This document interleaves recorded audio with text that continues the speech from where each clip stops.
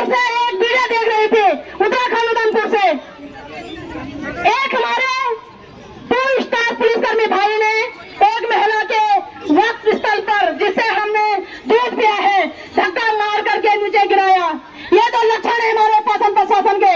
और यहाँ पे मैं अभी चैलेंज कर रही हूँ, जरा हम पे धक्का मार के दिखाए जरा। कितने हैरानी की बात है साथियों, जो महिला तुम्हें 9 महीना अपने कोख में पालती है, अपने रक्त से सींचती है, अथाह प्रसव पीड़ा को सह करके तुम्हें जन्म देती है, अपना दूध पिलाती है और पाल पोस करके तुम्हें इस लायक बनाती है कि तुम पदकों में बैठ सको, तुम यहाँ पे ऐसा आराम कर सको, और तुम उन महिलाओं का इस प्रकार से अपमान कर रहे हो। क्या किसी को शर्म है इस देश में, इस राज्य में?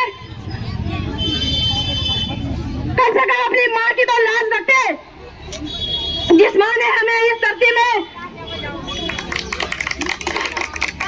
इसलिए मैं अपने शासन प्रशासन से निवेदन करना चाहूंगी, भाइयों हमारा आपसे कोई बैर नहीं है, लेकिन आप हमारा रास्ता खाली करें।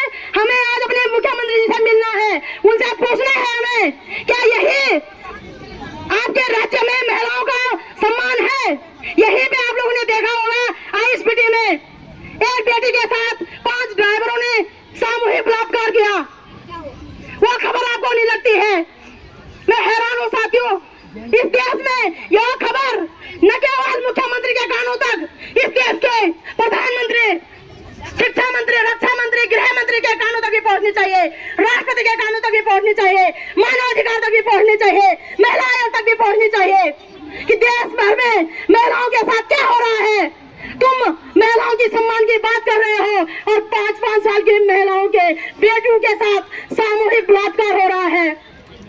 कल ही में एक घटना सुन रहे थे, मध्य प्रदेश में एक 5 साल की बेटी के साथ सामूहिक बलात्कार किया गया और उस बेटी के प्राइवेट पार्ट में 28 टाके आ रखे। साथियों सोचने से भी रूह कांपती है मेरी। और शासन प्रशासन हम जैसे ईमानदार लोगों से लड़ रहा है। आपकी जानकारी के लिए मैं भी बता दूं कि मेरे हस्बैंड मणिपुर में है, मणिपुर की हालत जानता है पूरा भारत, और उनकी वाइफ देहरादून के सड़कों पे, मेरे बच्चे स्वयं बीमार पड़े हैं घर पे। क्या यही आर्मी का सम्मान है?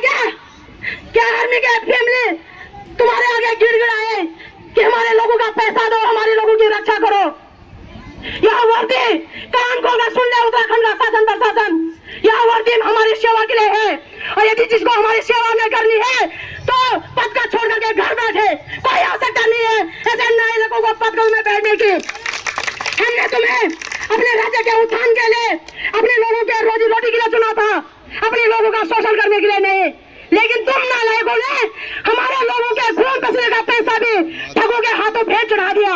शर्म है किसी को? कितनी हैरानी की बात है साथियों, मैं हैरान हूँ। लेकिन मैं कह देना चाहूंगी इस देश के भी और इस राज्य के भी शासन प्रशासन को गलतफहमी में न रहे तुम लोग। इस धरती पे अब तीनों झांसी का उदय हो चुका है हम लोगों के रूप में। यदि कोई अंग्रेज बनकर हमारे लोगों को ठगेगा तो हम तीनों झांसी बन करके उसका मुंह तोड़ जवाब देंगे। और हिम्मत है किसी के अंदर तो हम कहेंगे कि प्रशासन के पीछे छुपना भूल जाएगा। कायरों की भांति तुम प्रशासन के पीछे छुपते हो, लगातार हमारे लोगों का शोषण कर रहे हो। कभी आप संसद भवन में जाकर के हमारे लोगों को गाली गलौज देते हो, कभी खुलेआम सड़कों पर पीटते हो। हमें और कुछ नहीं चाहिए, हमारे लोगों के पैसे वापस चाहिए। मैं अपने प्रशासन से विनती करती हूँ, प्लीज या तो मुख्यमंत्री जी को खींच करके यहाँ पे लाइएगा या फिर हमको उनसे पहुंचने दीजिएगा। वरना आज हम यह वीडियो बना करके सीधा सुप्रीम कोर्ट के दरवाजे खटखटाएंगे कि हमारा प्रशासन हमारे साथ दुर्व्यवहार करता है। अभी आप नेताओं के डर से हम पे धक्का मार रहे हैं, फिर वे नेता आपके काम नहीं आएंगे। जब हम सुप्रीम कोर्ट के दरवाजे खटखटाएंगे ये हमको धक्का मार रहे हैं, तब ये लोग आपकी नौकरी नहीं बचाएंगे। अब मैं आपको कहती हूँ, आप में से एक व्यक्ति यदि वीर चंद्र सिंह गढ़वाली बन जाएगा, पूरा उत्तराखंड आपके कदमों में झुक जाएगा। मेरे भाइयों, कितना एक हमारे वीर चंद्र सिंह गढ़वाली थे जिन्होंने अपने देशवासी पे गोली चलाने से इनकार कर दिया था। और एक हमारे पुलिसकर्मी हमारे उत्तराखंड के भाई हैं कि हमें